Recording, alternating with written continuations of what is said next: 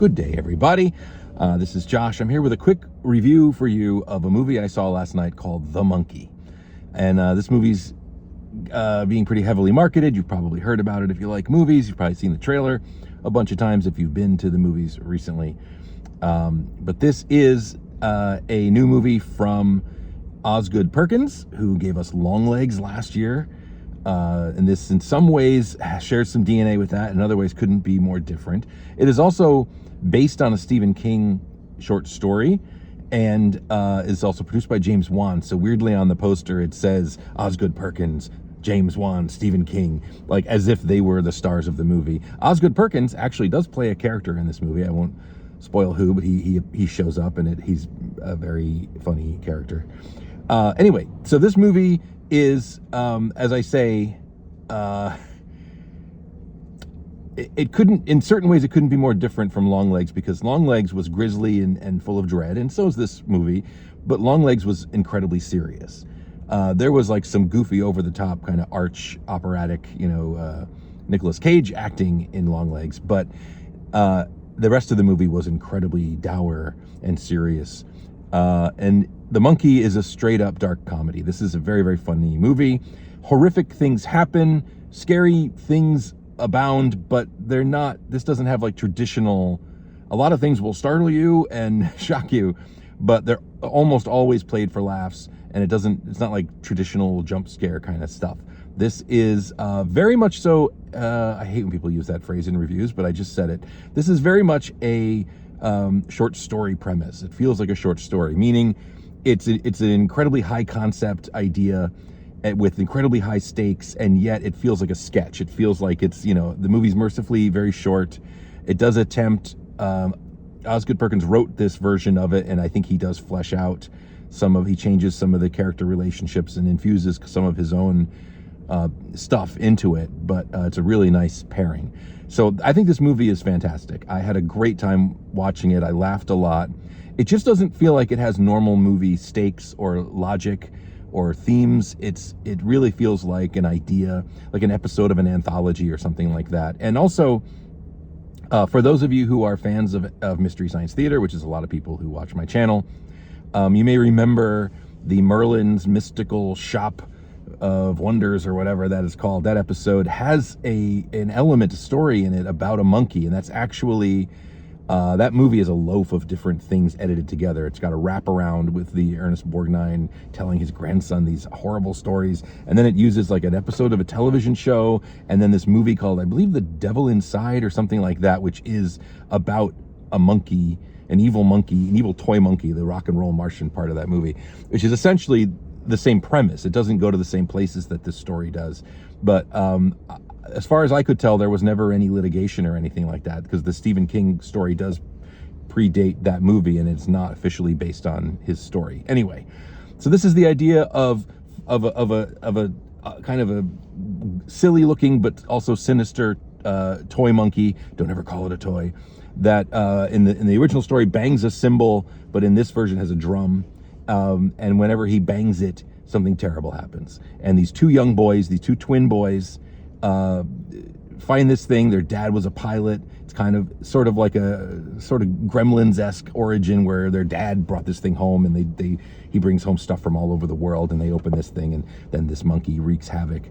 And it gets to the point where so many people are dying from monkey-related. The monkey doesn't kill them. The monkey just, it's like it's like a Treehouse of Horror kind of thing. Like, this monkey's there and bad things happen. Like Rube Goldberg stuff happens and somebody dies. And cutting to funerals is a go-to gag in this movie. And it feels like dozens. It's probably only like 4 or 5, but it cuts to a funeral for laughs many, many times. I thought it was fun. Your mileage may vary. You'll know if this looks appealing or not.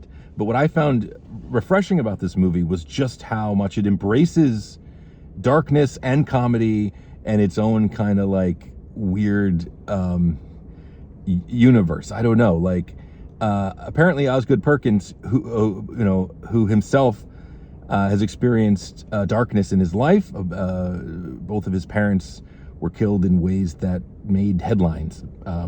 And so the idea of like death coming for you or close to you in grisly ways is, it's not fun, but this is a movie that decides, what if it was? What if that's a way to process this idea of the inevitability of mortality, and this little weird tale, this fable about this toy monkey. You try to get rid of it, it always comes back. You destroy it, it shows up again. You can't get rid of it. It's much like life itself, or really death itself. And yet, I've already told you that this is a hilarious movie. So I don't know. Theo James plays the young the boy, the twin boys when they are grown up. He plays both twins as adults who thought that they were free from this monkey until he shows up again.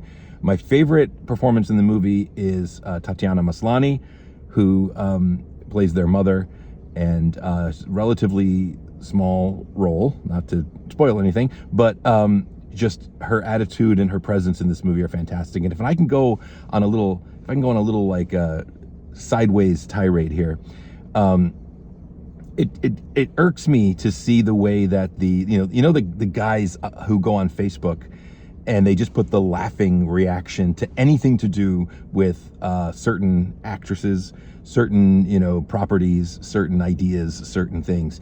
The hate that Tatiana Maslany gets because of her association with She-Hulk, a show that I liked but could take or leave. But like, to see someone like her, or someone like Rachel Zegler, actors who are great. I can't defend that Snow White movie, but to see really, really cool, great performers get like dragged through the mud because of Marvel or Disney or whatever, just shows them the myopic nature of most people on the internet who don't know how cool these people are. Anyway, that's a really weird side rant. But Tatiana Maslany is great, and she brings a lot of even though she has a small role, she kind of gives voice to the central themes of the movie in one particular scene at a funeral in the movie. So I thought this movie was fantastic. I haven't laughed out loud at a movie quite as much. It's incredibly gory, but it's silly and comedic. So I don't know, I don't. It might be too much. There was a lady in my screening who hated it. She was very kind of this flamboyant lady, and she was laughing a lot and having a good time, but boy, she was vocal about hating this movie. And when it was over, she kind of started getting into it with everybody, and she's like, "We're gonna go get our money back," and everybody was like, "No, it was great."